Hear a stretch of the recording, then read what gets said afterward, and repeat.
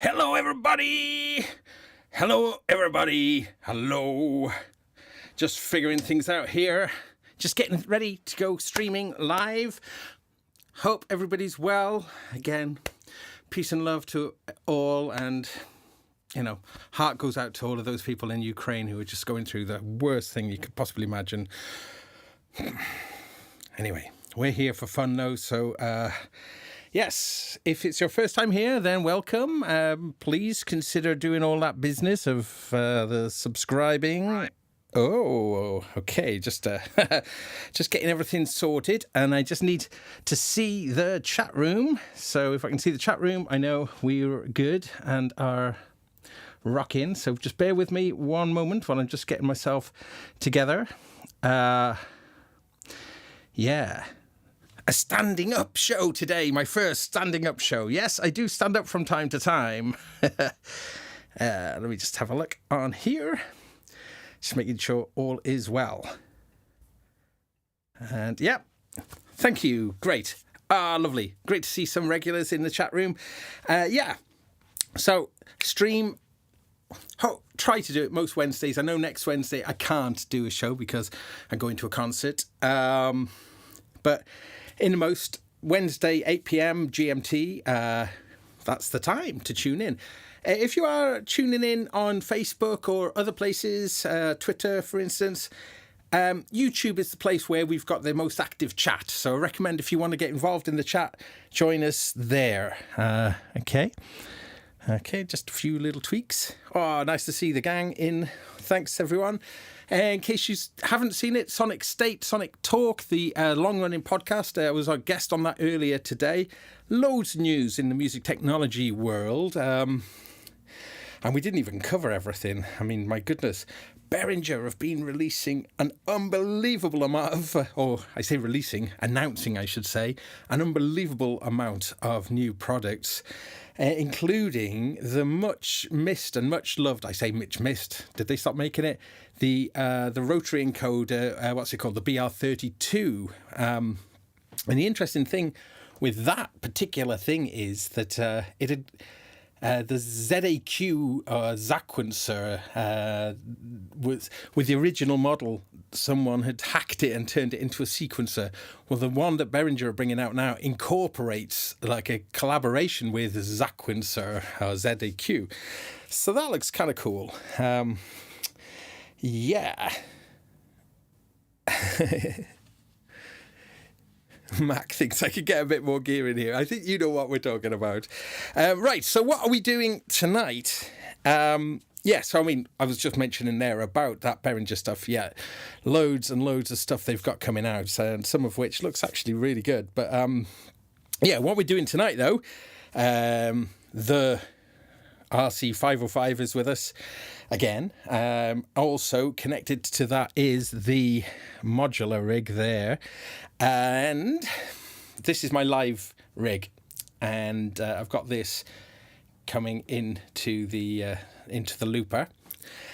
So what I thought I might do is do some acoustic guitar and some modular and see if we can make that work kind of together. That's the kind of the gist of tonight. I really don't particularly know what I'm doing. Well, as if I know what I'm doing most times, but yeah, well, we'll see. Just make a little adjustment here. Can we see in the main chart? Maybe not. Just out of sight, just here, is the TC Helicon Voice Live Touch 2 that my voice is going into. So if it doesn't sound as kind of as warm and up front, it's probably because I've got that on. So just to twist this a little bit. I should be in here a little bit more. But the Voice Live lets us do lots of things. And now let's have a look at the kind of things we can do. Let's add some effects. We can have things like delays. Oh, and that's a filtered delay. And reverb. Yeah. But also we can add some harmony choirs, double auto-tune.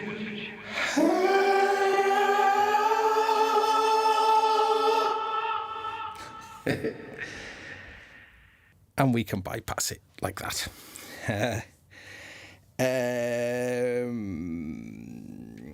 Yeah.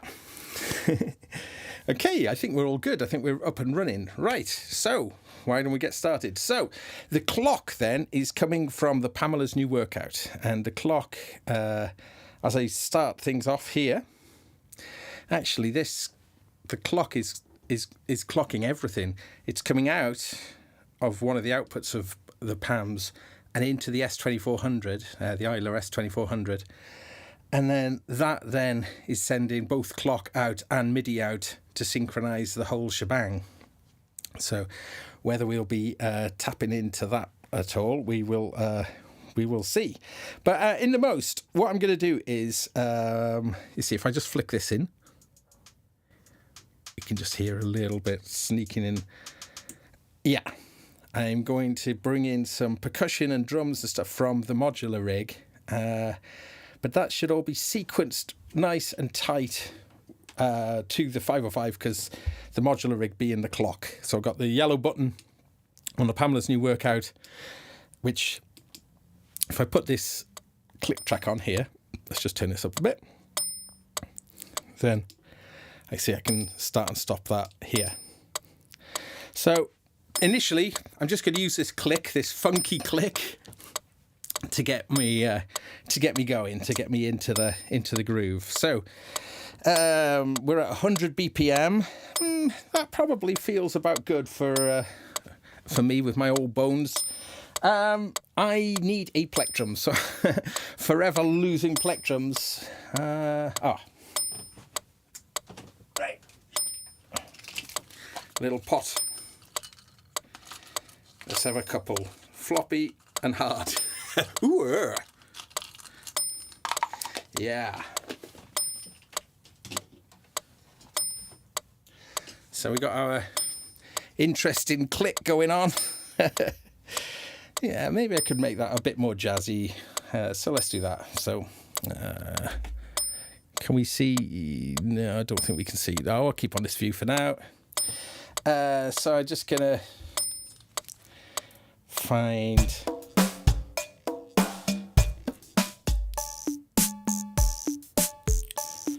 Straight away, feeling that more.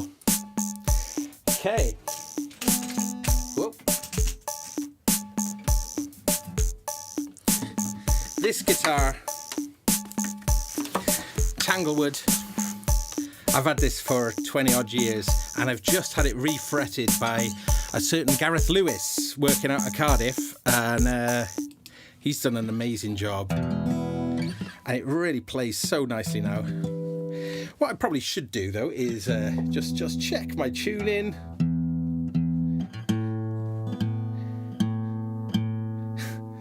Not that it'll matter much because of the nonsense I'm going to make.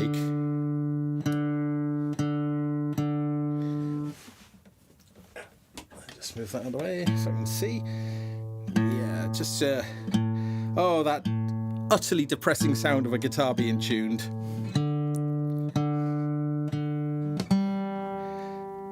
Standard tuning, although I was tempted to do some weird tuning.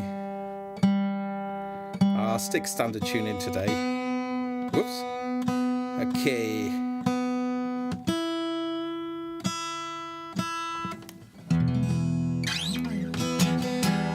So I'm just going to warm up a little bit with the guitar for a moment.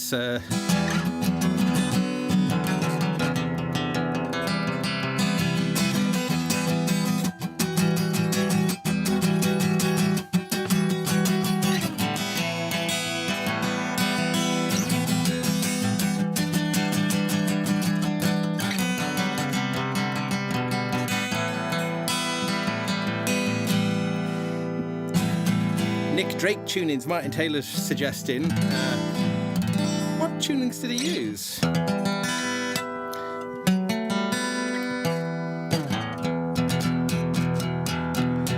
Okay, so guitar sounds all right. Let's switch in the preamp now. This is a kind of combination of the mic.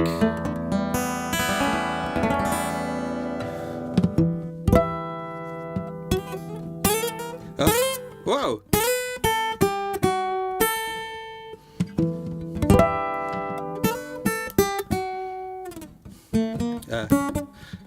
can't remember how to play it. Steve Howe.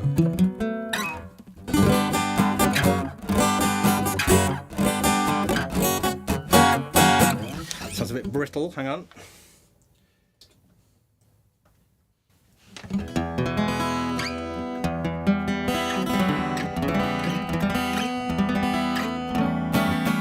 That sounds better.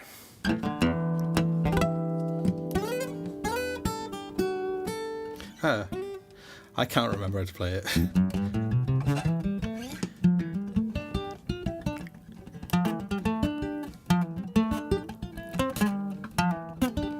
I can't remember how to play these things. Okay, anyway, no matter what, I'm going to put something down and then I'm just going to see if this kind of works in principle by laying down an acoustic to the click that's being governed by the PAMs.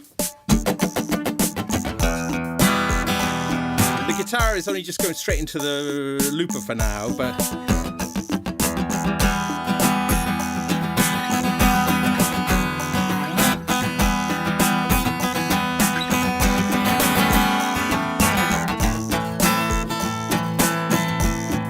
okay, I'm just going to come up with a chord progression, I think.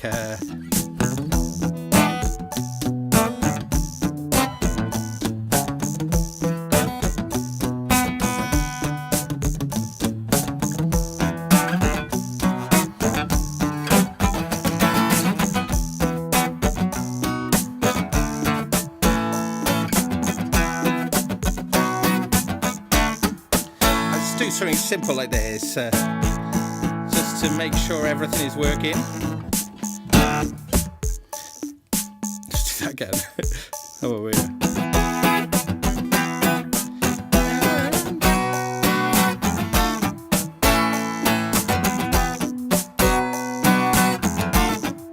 E major, minor, right, so minor, minor. All right, that'll work.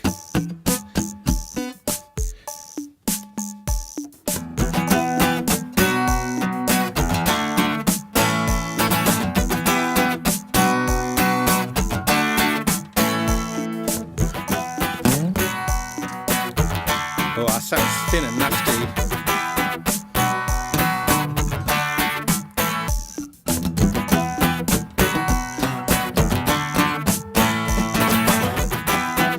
Just want to get a beefier sound. Yeah. All right. Yeah.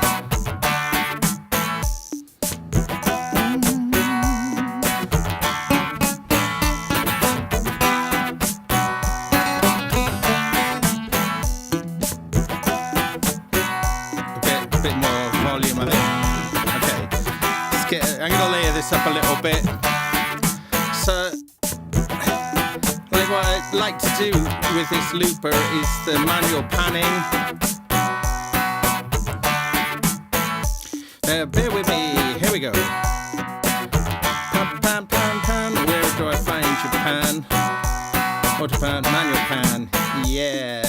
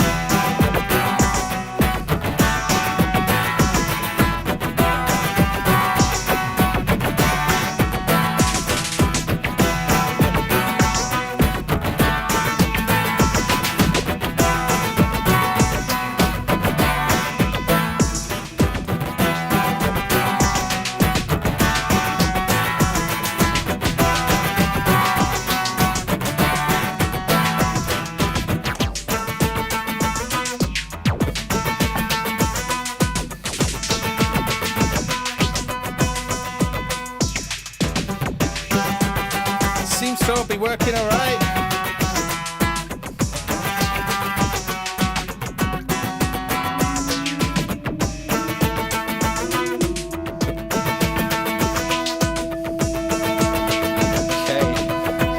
Make some weird stuff now.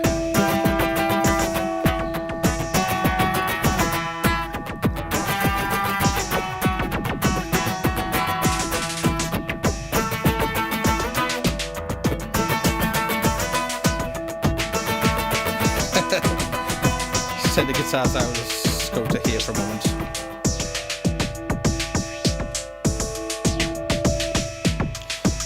Try and get this to all kind of work in key.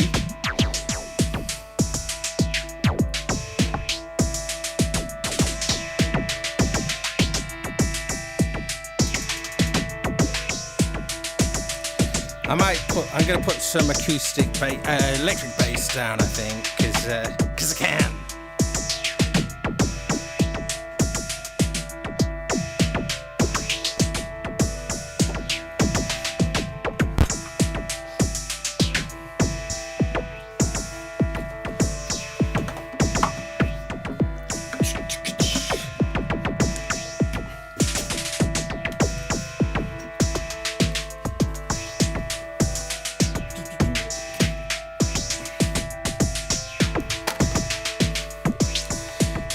Yeah.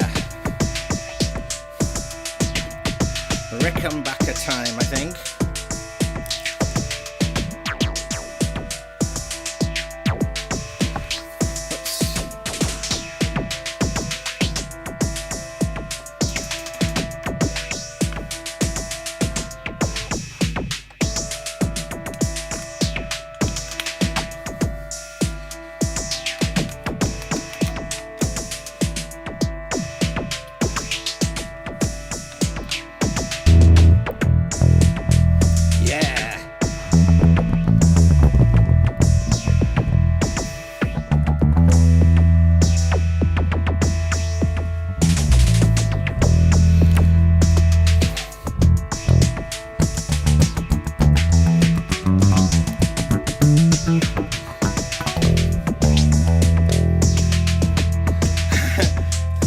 That's how professional I am. I'm going to do a mid groove tune.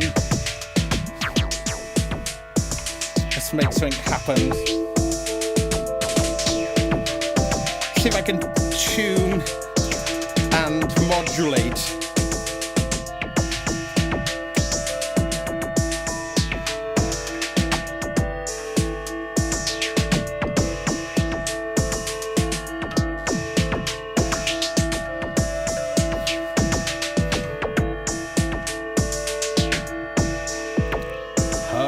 No, is the answer.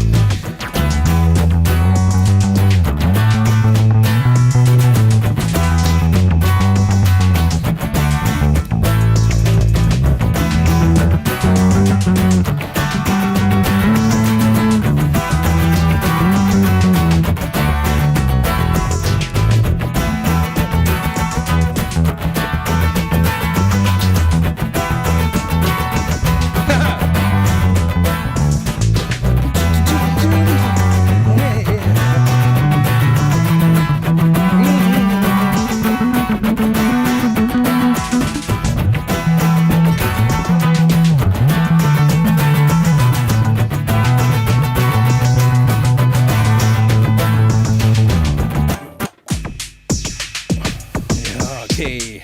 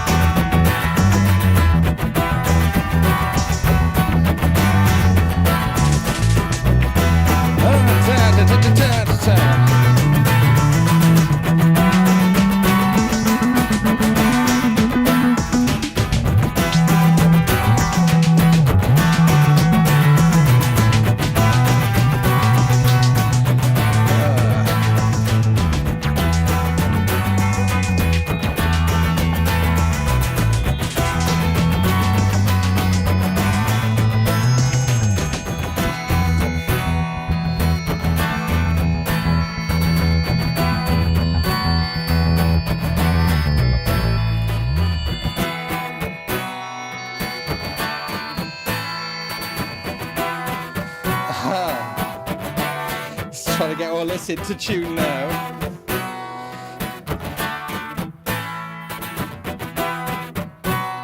What's going to happen when I flick this in?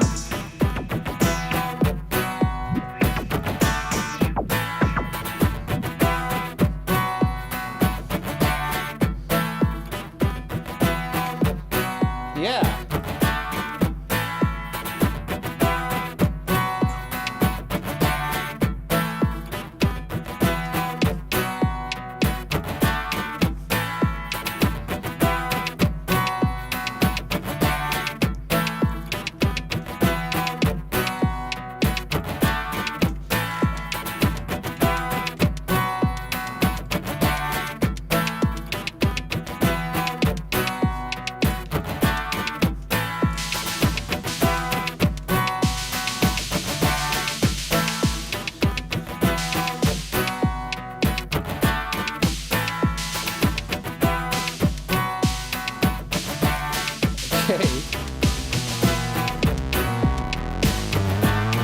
If I could match this in here though.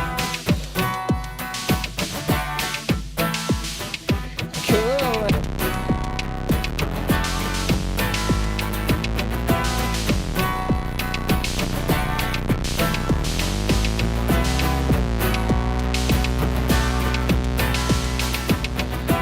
Getting somewhere.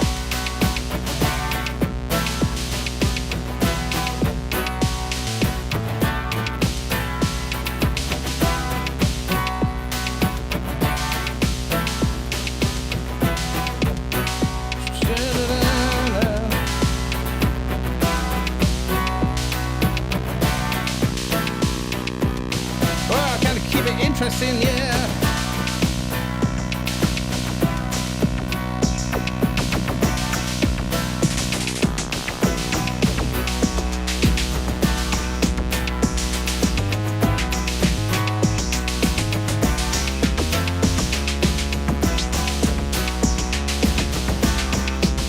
I'm losing the key.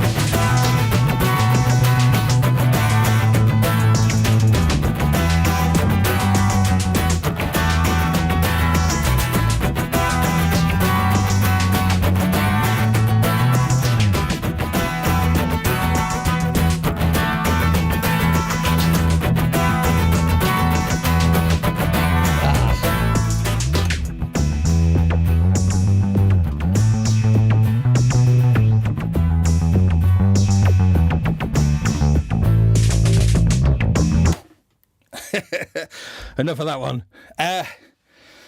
Okay, sort of felt like I was starting to lose a bit of control there, but just going to check with the chat room. Thanks so much, everyone, for tuning in live. Yeah, I mean, I don't know exactly what I'm going to do. I still don't, but I'm just messing. But I guess the thing about trying to get everything synced and into key, the key bit is really hard, isn't it? I mean, I'm using this 4MS thing here, which has got some incredible stuff on it, and but yeah, I mean, it kind of it takes a little bit of headwork to try and keep it in key. Now, let's actually just have a little play with this for a moment, right? So if let's stop the LFO effect in it, I'll bring in one voice. Bring in another voice, bring in the third voice. Okay, just going to pan them a bit more centrally. Take the reverb, master reverb off, open the filter up a little bit. So it's a wavetable synth, with six voices. Now, we can change. I'm gonna put it into a major key. So it's actually got a pitch quantizer in it too.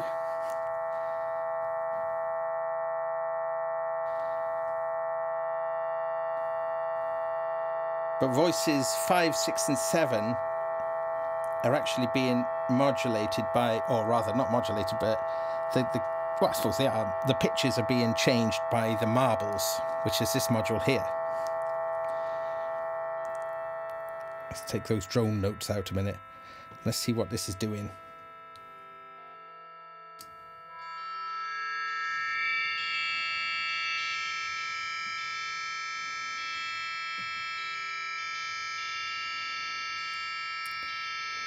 So it's doing 8 steps.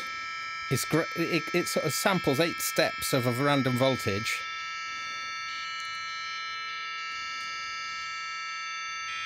So I could just get it all just playing a single note like this. And I can move the note around.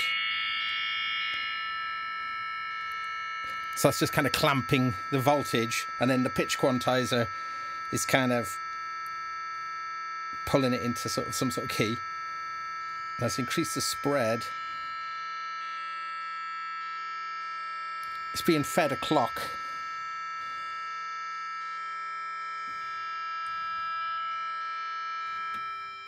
Let's get that drone out there, sorry. Sounds quite like an organ, doesn't it? Let's put that into a reverby space.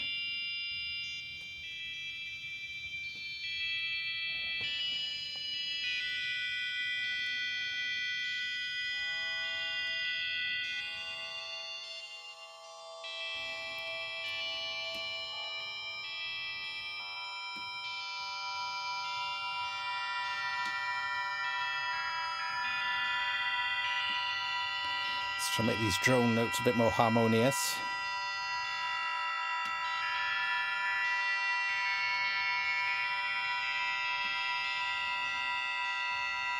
It's going into a filter called the Prism, which has actually got a delay as well, like a filter delay. That's quite nice now.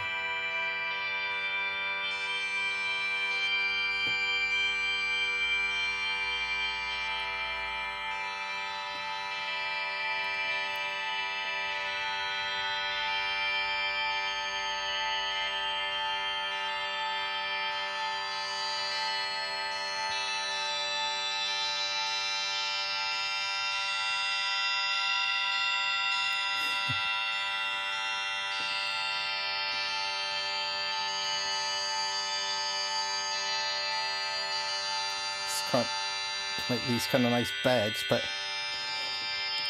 if I tell the LFO to trigger them, so the VCAs get triggered by the LFO,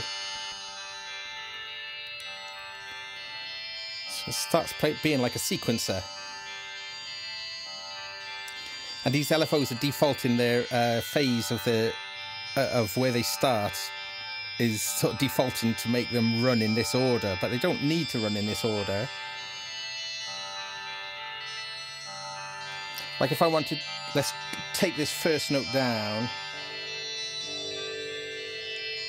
and rather than it ring like that, I can change by holding each of the notes, each of the buttons at the top. If you hold those buttons down, then change any of the settings, it changes it just for that channel. So if I change the LFO speed for that first voice,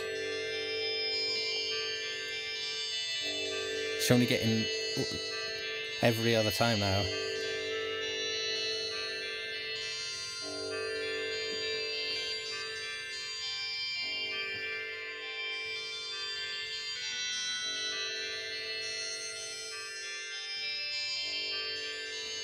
Okay, let's bring in something else.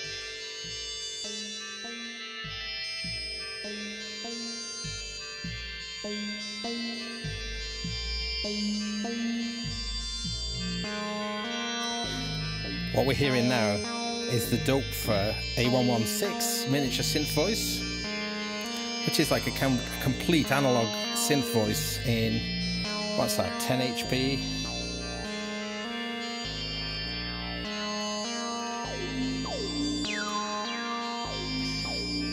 And it's being sequenced by this thing here called the bloom. Now, so if I wanted that to run faster, I could divide it, make it.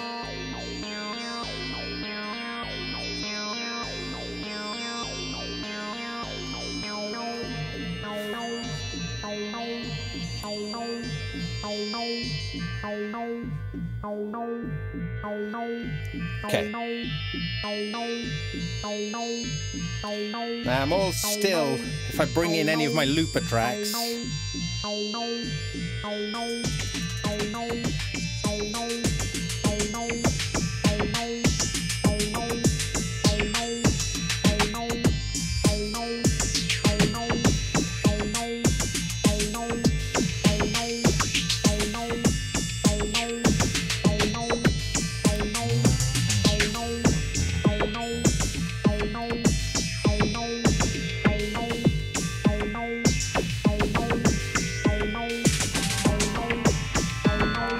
changing the wavetables now.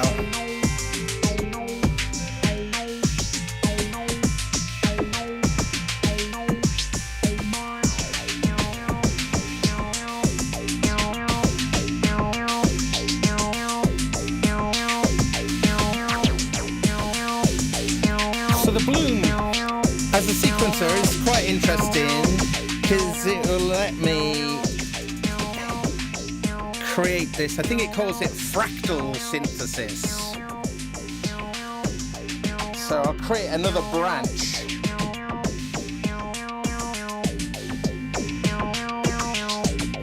So it's got two branches now, the original programmed one and then the fractally generated one. You can only adjust the notes for the non-generated one. I'm going to add a third branch to it.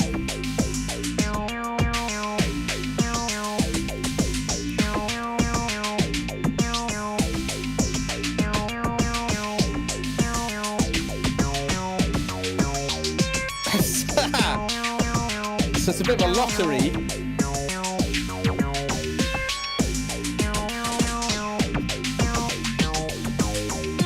And you've got a path control. And what the path control does is, as all these like random branches are being generated, the path chooses which of these random paths it's going to take. Some more musical than others.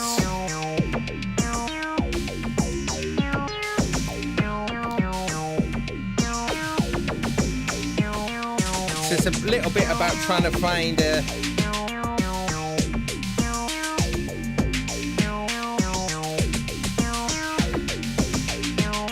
quite funky, quite like that. Let's bring these drone notes down a bit.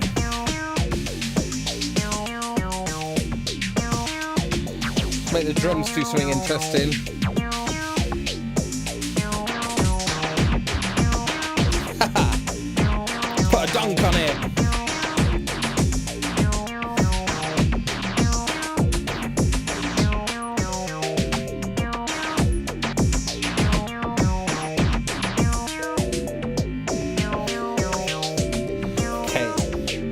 go somewhere else now.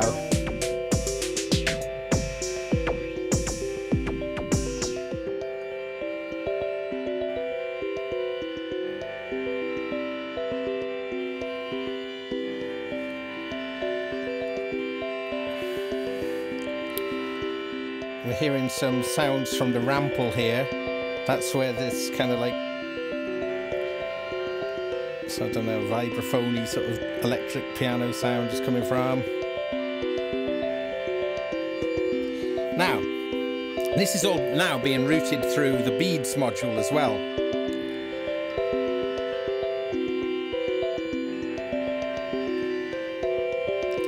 Let's just bring some of that in.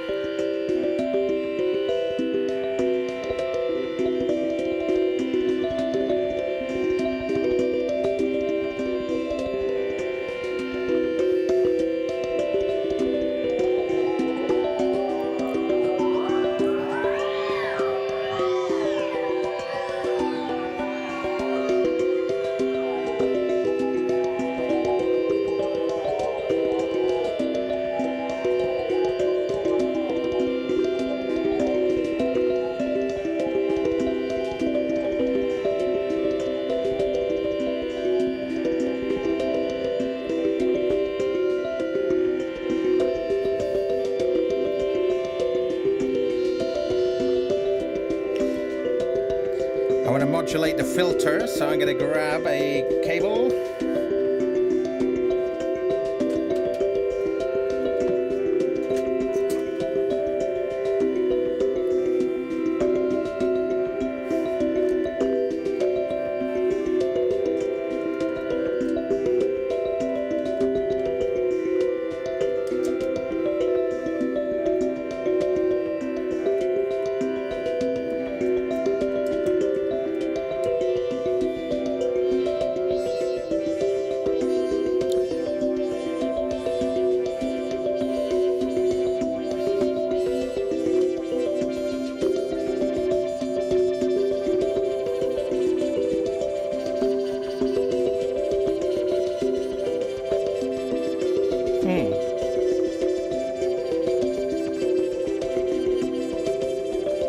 Let's bring some of this in.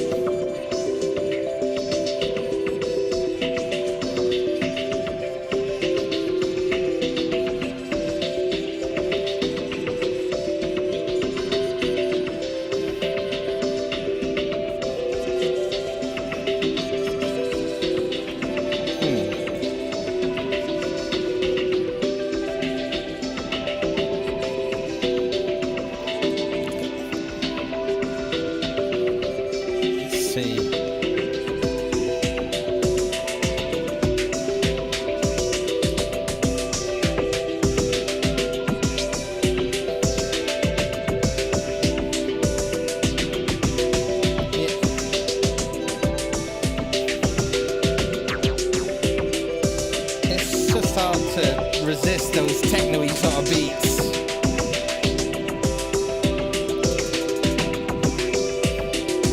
It's quite nice though. Let's see what that bass line, oh that.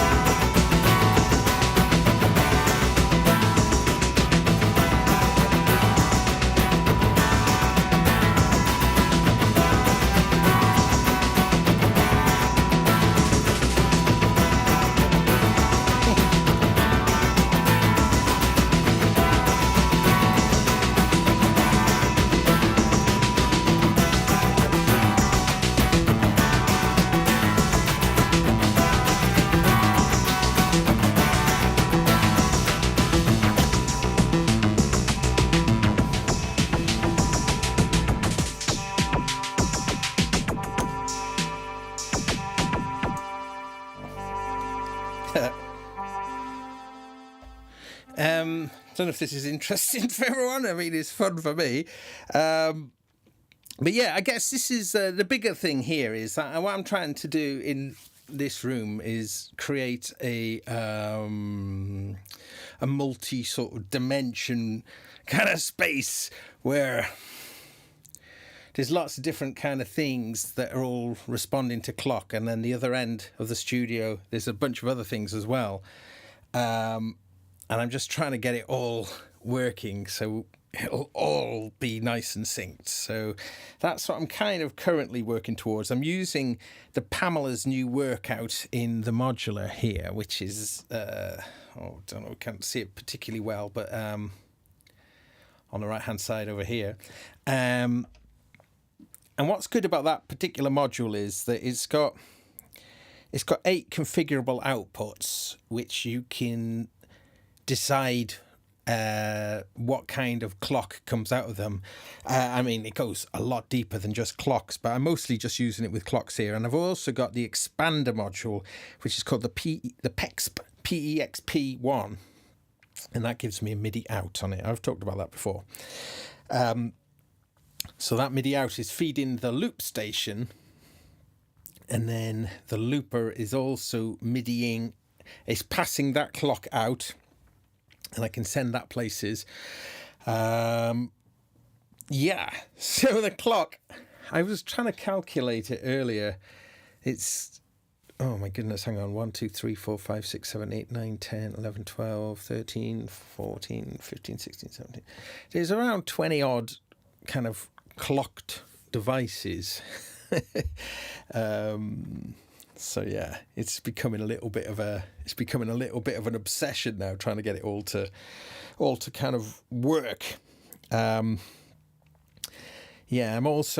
spent ages. This is one of the problems with Modular, and one of the reasons I didn't want to get into it is just there's such a ridiculous amount of choice, and as you do more things, you kind of go, I just want to be able to do, maybe if I could, and the chances are there's a module which will accommodate that.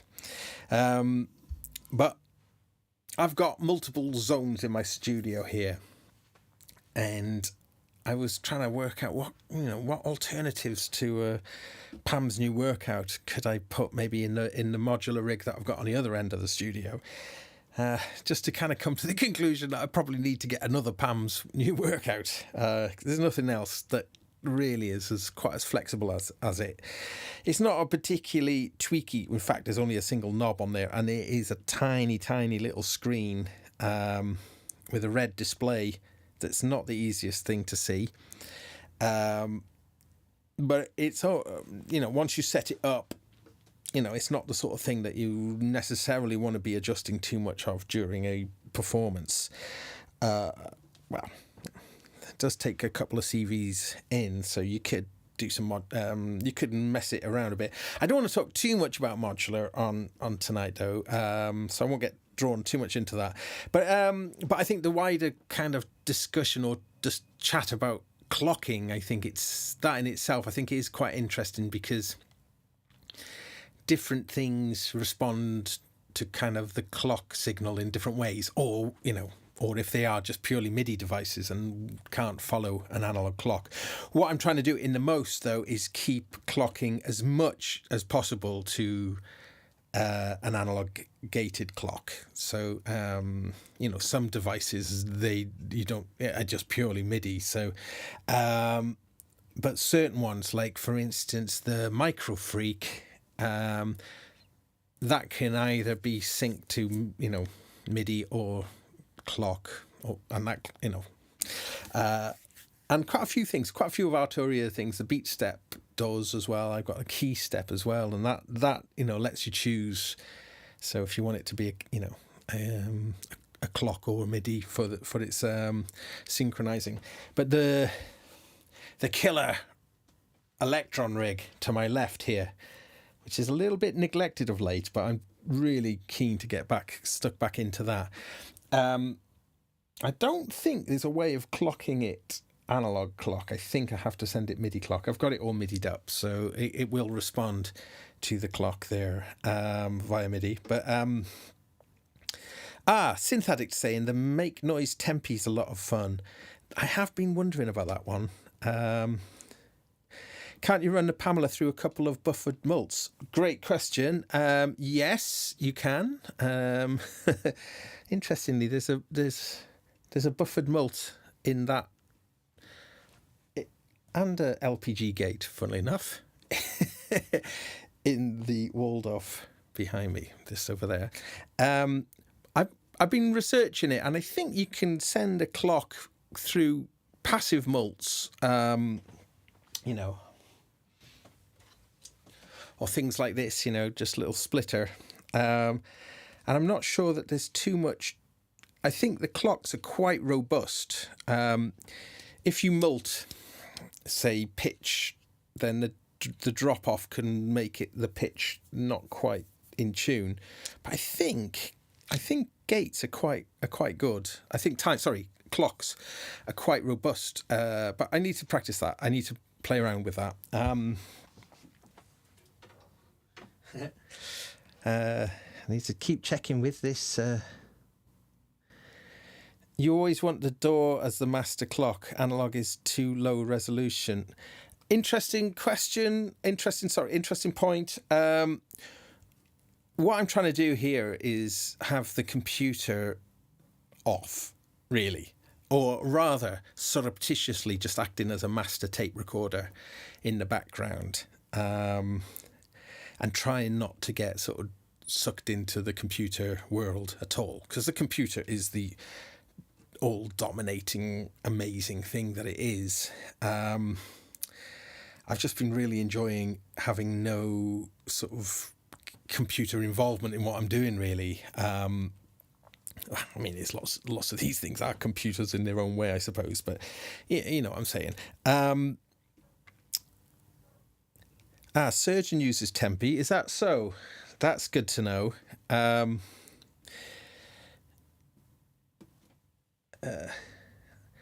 have been having a few issues with qubit modules with their timing sort of just not being bang on, and I need to get to the bottom of that. The missing link looks cool. You can slip the delay. Yeah, that sounds kind of cool. ERM multi-clock. It's like a breath of fresh air. I haven't even looked at that one. I have heard of it. I've not looked at it. So that's what I'll be doing when I finish this tonight. Oh, and on it goes, and on it goes. Oh, my goodness. Yeah, I'm enjoying it, but it is, oh, my gosh, it is an expensive pursuit. And I've just fallen really, really deep down that kind of rabbit hole. However, I do have gigs coming up, so I do need to work at it. So regarding those gigs then, so I am trying to keep this rig as my live rig. And I'm also trying to not swap out anything. I'm trying to go, this is what it is, or certainly it's going to stay like this as long as I can. There's a few modules that I'm not really utilising very much, but I think will be really key in a while. I might have mentioned this before, but I've got this Ornaments and Crime module here in a 1U format. And Ornaments and Crime, for those of you who've not come across that, which probably a lot of you, if you've not gone anywhere near Modular, as far as I can tell, is like some sort of collaborative effort, and it's like an open source platform. Or they've created this module. I think originally it was just an analog shift register. A what? That is quite an interesting type of thing that you'd only really experience in Modular. But in a nutshell, if you send in send in an LFO, for instance, or some sort of oscillator or whatever, some sort of movement, and then it'll pitch quantize it, and it will send it out of 4 outputs, and it'll shift the time. So it'll come out of 1, then it'll come out of 2, then it'll come out of 3, then it'll come out of 4. So it's got a load of interesting musical possibilities. But anyway, with the Ornaments and Crime, it's expanded over time, and it runs lots of little apps, not too dissimilar to something like the Disting from Expert Sleepers. similar kind of thing. But right now, I'm not actually using it yet. I'm just going to grow into that one, but I feel that one is going to be pretty handy for some parts of this. But in the most, I'm trying to kind of keep this setup as is for the moment,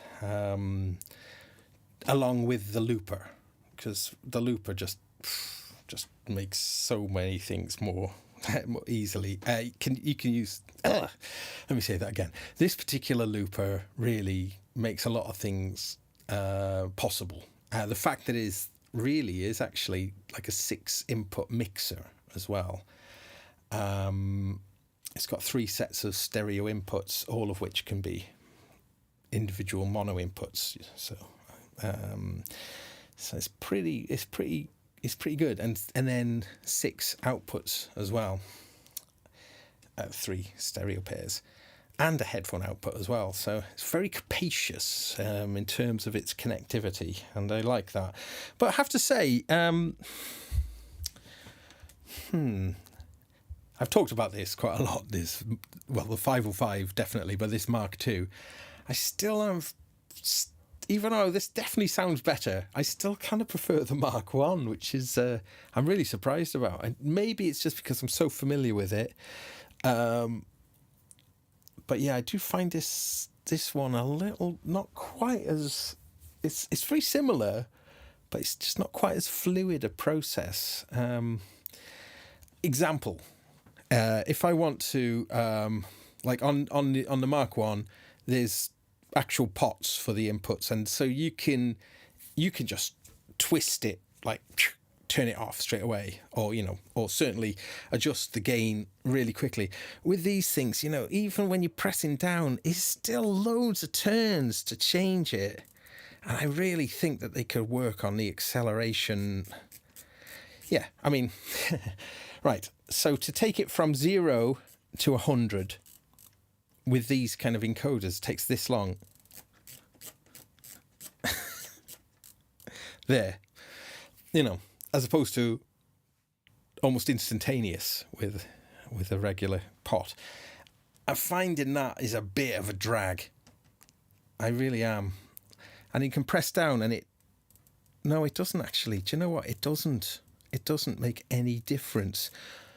It does on some parameters. If you press down, it jumps in tens. But on this mixer, it doesn't.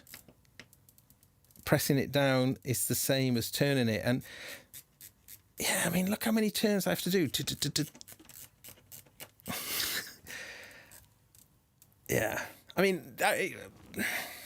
I'm used to the other one, and I use that a lot. I'm just like, quick twist of it, and it's off. However, it does.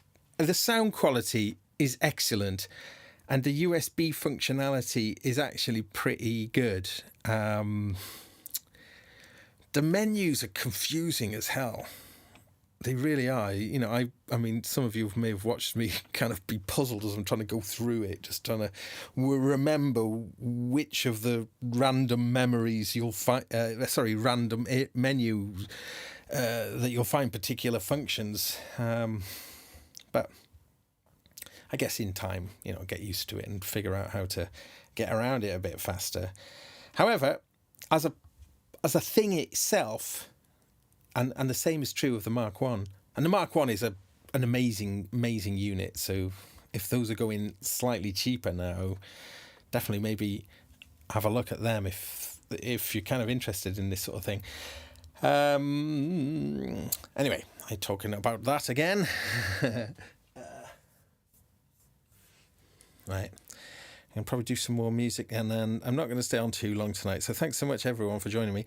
Wandering Turtle saying, try a Morphogene instead of the 505. I have a Morphogene. Yeah. I got a bunch of... So this little rig here is based around a Morphogene. And this is fun. This is a fun little rig. There's a mutable instruments, plats in there, and a warps, and a Morphogene. I've been using other sequences, external sequences like the little SQ1 with it. Yeah, but the problem with the Morphogene is it's fiddly. It is fiddly. It's really good, and it can do some absolutely stunning things, but it's fiddly, and I find it a little bit irritating, and I've been this close to selling it. I mean, I still might, so I'm a little bit undecided about that. I suppose because, for me, it's partly about modular, but it's partly about acoustic guitars, partly about bass guitars, partly about vocals, the stuff that I do. The 505 is a little bit more, I don't know, it just sort of, it suits me really. Anyway, yes. Okay, well, thanks everyone though for taking part in the show and commenting and stuff. It's always really, really nice to have a community going on there, even if I miss most of it because I'm either yakking or fiddling. Okay, so I am going to go, I think, to Superbooth now for the first day. It's going to be a hell of a risk because I got to try and get back and join a tour then the next day. So just for the opening, the first day of Superbooth. So I'm thinking of doing that. So anyone going to Superbooth, I'll see you there for one day. Hell of a risk. Right. Okay. Let's see. So I've got this stuff going on. I've got one track left. Although obviously I can keep on adding things to these, but I've got one blank one left. So what I think I'll do is I'm going to do a little performance, and I'm going to do that as a bounce performance and record that then into track 5. And then that should free up things then for adding other layers in. That's the plan. Now, again, the bounce, this is something which feels a little on the clunky side. Just because, again, you can set up things with this. You can set these buttons up to do specific things. But I'm going to forget how to do this now. Right, bounce in, on. Track 5 is I'm going to record. I'm going to do... I haven't done any bouncing for a while, so I'm just going to have to remember how to do it. Turn track 5 to bounce in on. Okay, yeah. And then turn bounce on. I'll just do a little thing and I can just test to see if that's working.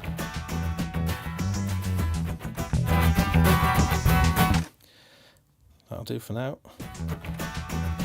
Yeah. All right, we got it. That is how to do it. So you've just got it with the track menu. You've got to just navigate. You go in the track menu and you just navigate to towards the second to last page, and there is a bounce in, and then you can choose which track is going to receive the bounce or not. I've just turned this track switch blue. I don't know why. Never seen it blue before. What have I done? Okay. But okay. I've set the thing now, so you hold long press on the stop and it'll wipe. Well, no, that is standard.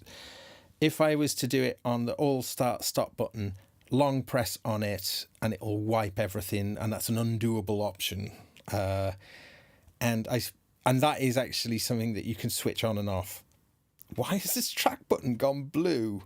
I don't know why it is. It's actually not letting me select it. It's doing something else. Right, okay. Don't know what I've done, but let me just see if it's still playing. Okay. I'll have to look into that. It's quite interesting. Nice blue button. Right. So, with this loop, with this kind of bounce, then this track is listening to these tracks and also whatever's coming out of here, the modular.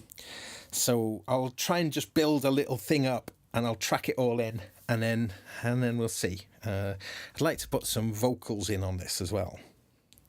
Ian Tyndale saying, my QY20 died. Tried changing the battery while keeping it powered up, but basically I shagged it in an electronic hair generating way, and it's pretty much expired now. Oh, sad to hear that. That I love that QI20. I still want to get one again, or something, or one of the QI range. Right, okay, let me just get my head together. So I probably want to just switch things out on here a little bit. No, let's throw caution to the wind, and let's just see what happens. All right. Okay, so we'll start. The loop will start, and I'll just keep everything off, and then I'm going to hit this, and then we'll just start building something off the mic. I'll start it with the acoustic, I think.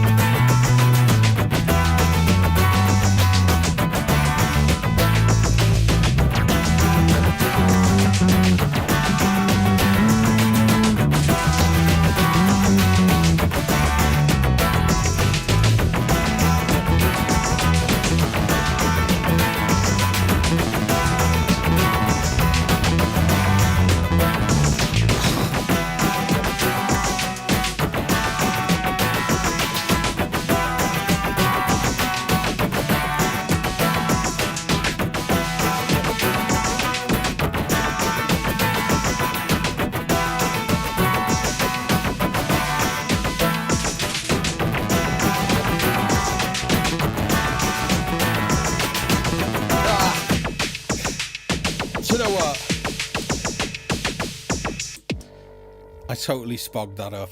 That was terrible. Yes, so throwing caution to the wind is not always the best thing to do. What have I got going on? Let me just I'll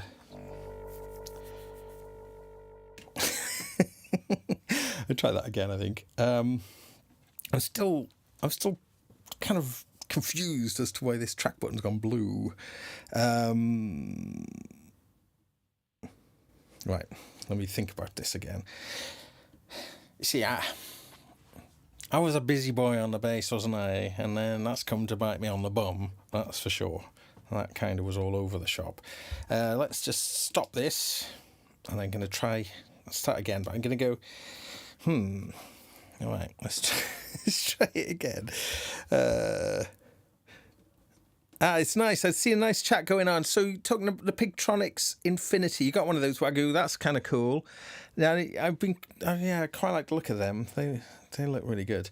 Here's an interesting thing, right? I've tried to cram a lot of stuff into this live rig, and one of the problems I had was the sound feeding the beads. Because I've kind of run out of mixer channels, so it's kind of annoying. I've got a little mini mixer which is feeding the input of the beads, but I've got one of these things. I'd forgotten about it. Nick Back gave it me years and years ago, but it's a cable that's got a little attenuator in. Can you see that there? It's got a little slider. It's got a little slider on it. So actually, let me just demonstrate this. Let's get this rocking. Let's get it playing something through. Let me remember what it is I'm doing. Oh yeah.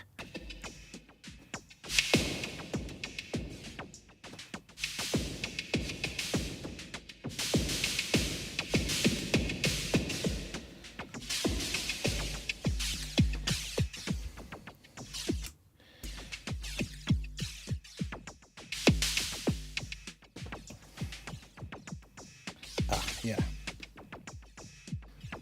Let's just do it from this a moment. Let's stop those drums. Oh yeah, there we go. Yeah, so look.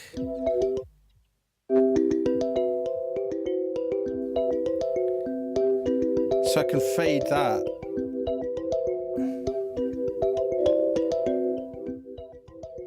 Doesn't seem to... Yeah, I think it still lets through a little bit. So it doesn't attenuate it fully.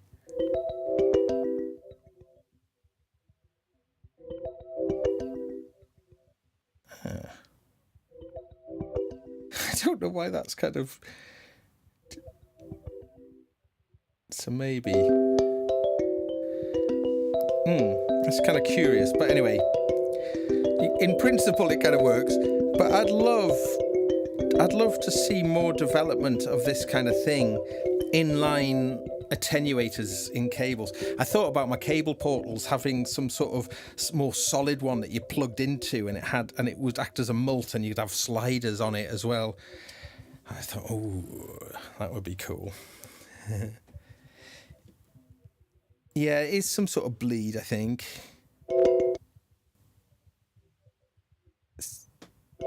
Yeah. Whoop. You see, it's just sort of just kind of like that. I don't know why that's doing that. So maybe this is why Nick Back gave it me. I can't remember who make them. I think there is a little logo on there. It's too small to see. I'm trying to figure out.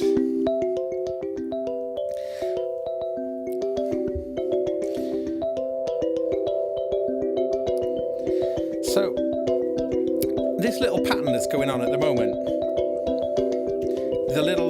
this little IntelliGel steppy is kind of is sending a load of triggers, and then the notes are all just different sampled kind of pitches. What's quite nice though, I can set the probability.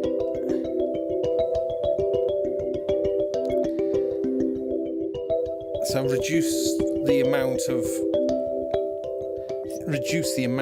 of them which is happening. But let's put some in-time delay onto these as well.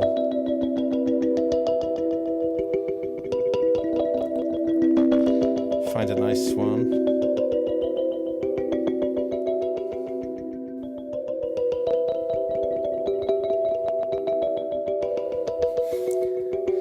Squap.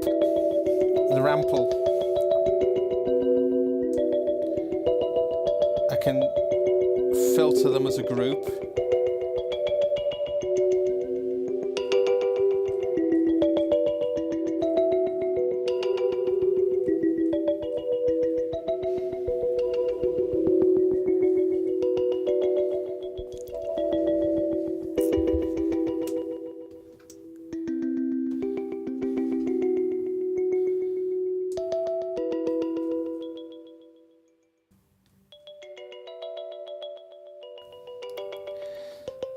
So quite nice performance features that the rample's got. Keeping my finger pressed on the filter and turning the encoder, it filters all the samples. There's 4 sample outputs. But if I let go, it returns. But if I press the encoder, it'll kind of lock the settings up there. So it's like a kind of high pass on there.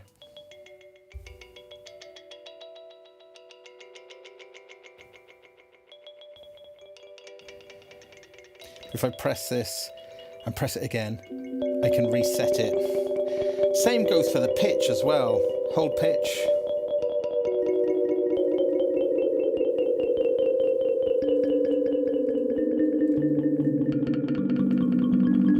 Lock it down. Filter. Lock it down. And there's a bit crush as well we could do. Lock it down. And there's a freeze as well.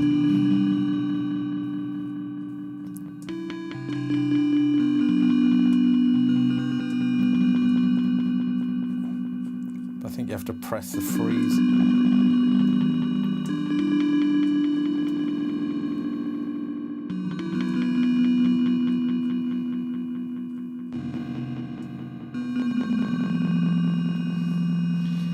So it's doing that now.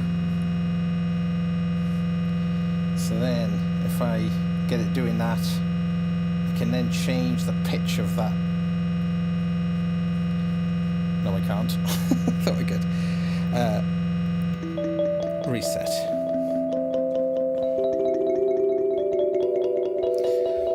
So let's...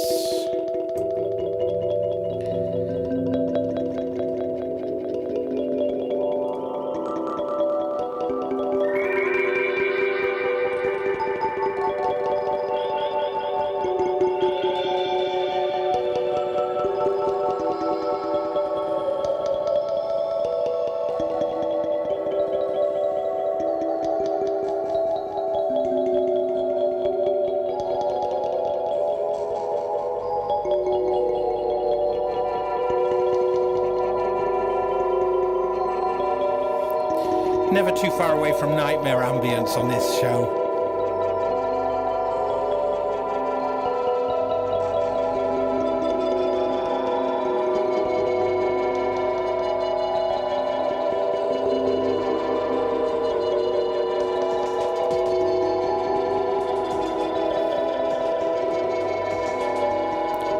Okay.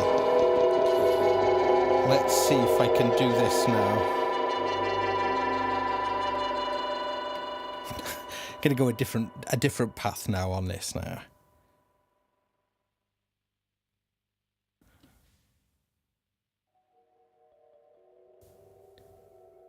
Let's bring this in. So I'm going to try this. I'm going to try this bounce again, but in a different. I'm going to start it in a nightmare ambience, and I'm going to turn it into a jolly pop song.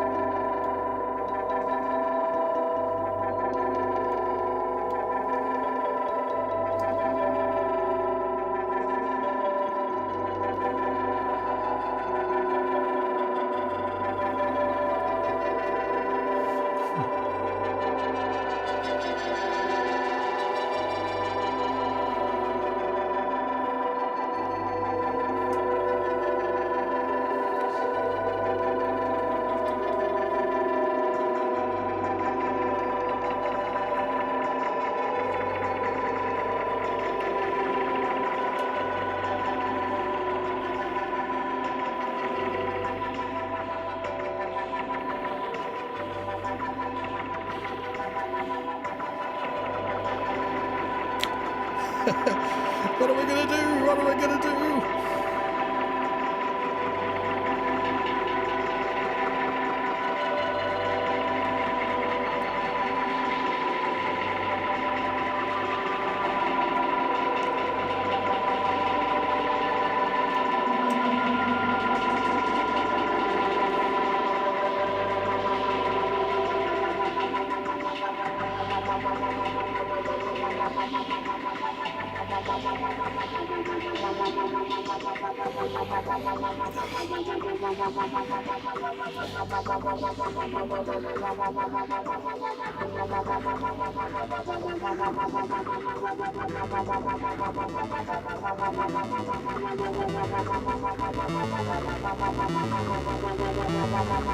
Remember this old thing?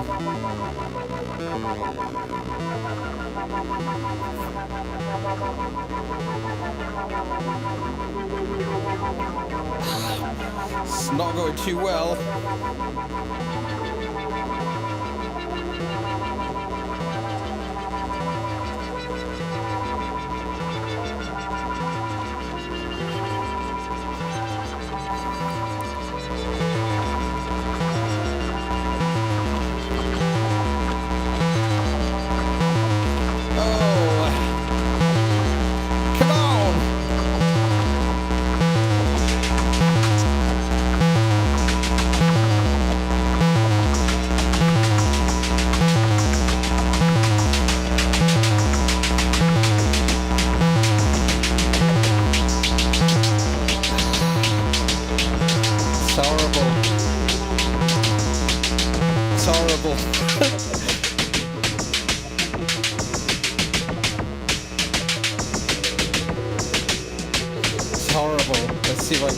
See if I can recover.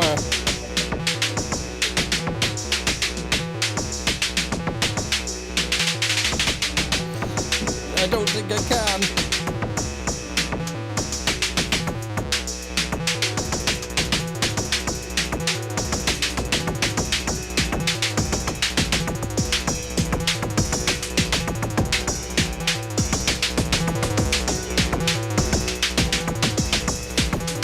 It's a lost cause, this one.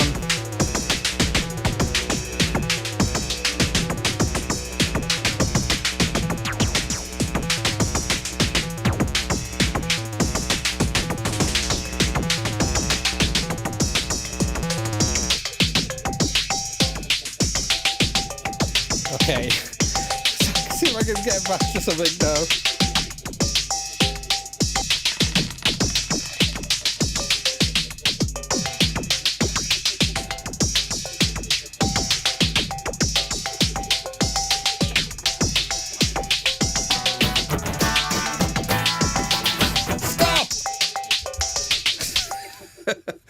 Oh no.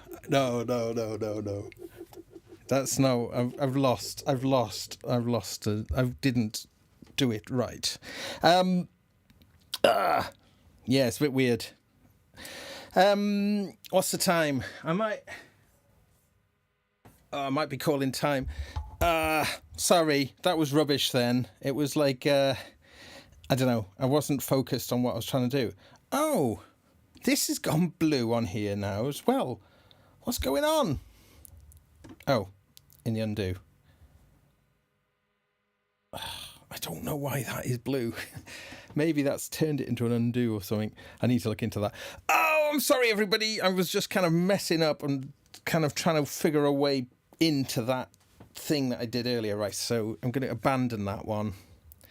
But I should try and play out on something and try and see if I can recover some integrity. What? Integrity was shot a long time ago.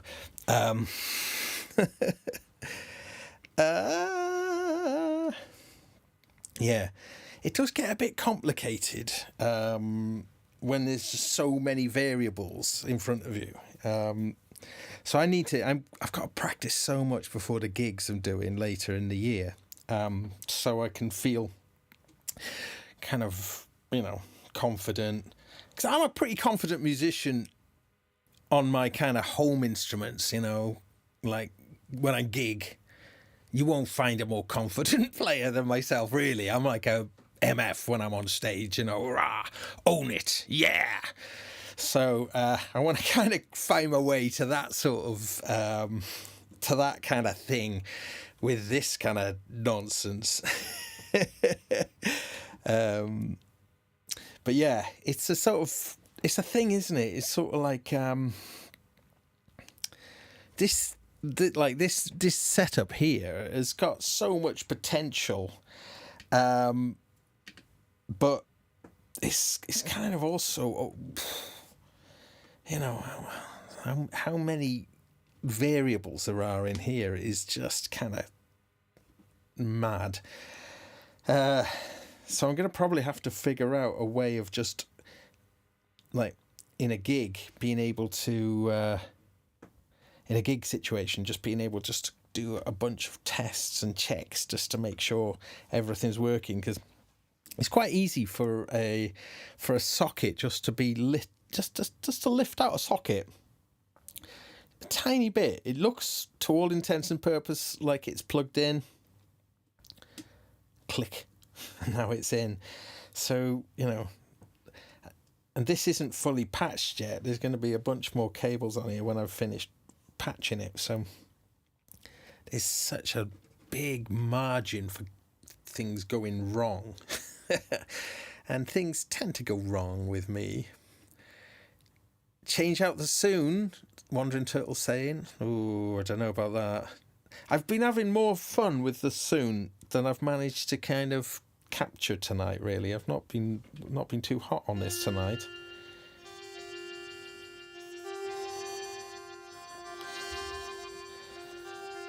This thing is good.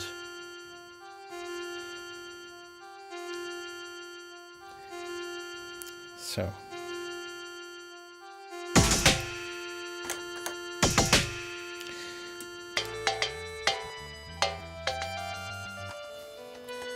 see if I can just play out with something with some musical value.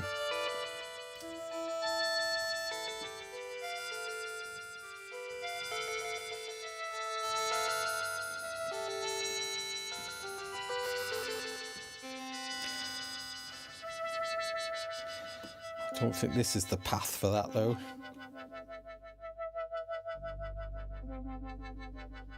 Okay. Right.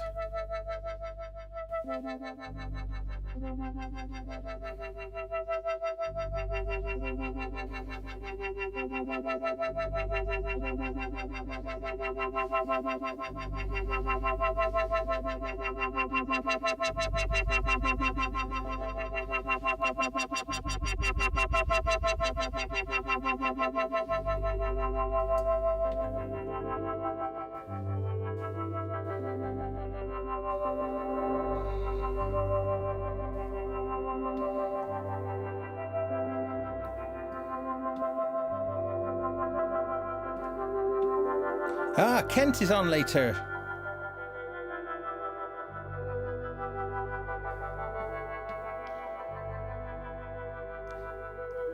See, they make some nice pretty sounds with this.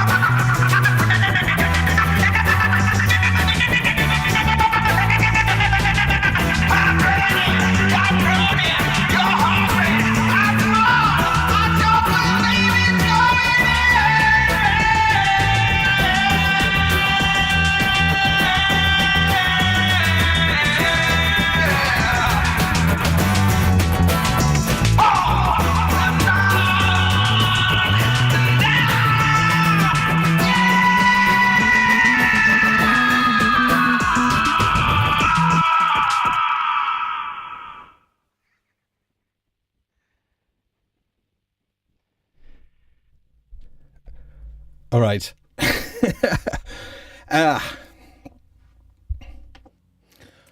Okay, everybody, I think I'm going to sign out now. Thank you, Wagyu. Thank you. Thanks, everybody. Yeah, I'm not going to be back next Wednesday because I'm going to see, I think, Tangerine Dream, I believe. I hope that's a reality. And actually, the following Wednesday, I'm going to see Gong, one of my all-time favourites, with my good friend and past Gaz Williams Show frontman is Carvus Tarabi. Okay, thanks everybody. Thank you so much, chat room. Amazing once again. And tune in to Kent Spong, I think is starting up now. And I'm going to, I'll see you soon. Big love, everyone. I'm off.